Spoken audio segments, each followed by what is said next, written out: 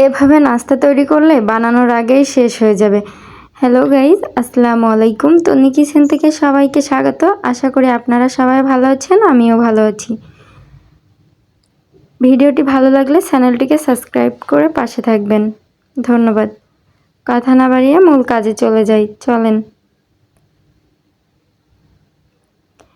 এখানে আমি 1 কাপ পরিমাণ চিকেন নিয়েছি, আগে থেকে সিদ্ধ। 1 কাপ পরিমাণ আলু নিয়েছি।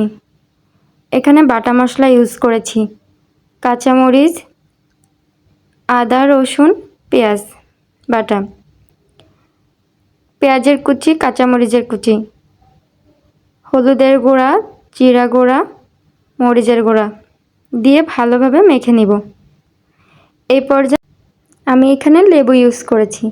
আমার ভালোভাবে মেখে নেওয়া শেষ। এখন ভালোভাবে একটা শেপ দিয়ে নিব চিকেন কাবাবের। আপনারা যে যার মতো করে দিতে পারবেন। আমার সবগুলো শেপ দেওয়া শেষ। এখন আমি চুলায় একটা ফ্রাই প্যান দিয়ে দিব। ফ্রাই প্যানটা গরম হয়ে গেলে এখানে সাদা সয়াবিন তেল ইউজ করব।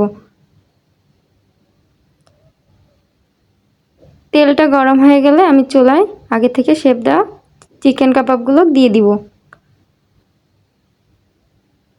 খেয়াল রাখতে হবে মিডিয়াম আঁচে ভাজি করে নিতে হবে, যাতে পুড়ে না যায়।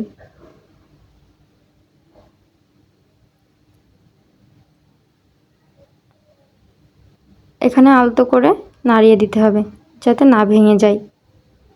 এই পর্যায়ে দেখতে পাচ্ছেন কত সুন্দর একটা বাদামি কালার চলে আসছে। আমার চিকেন কাবাবটা ভাজা শেষ। আমি এখন উঠিয়ে নিব।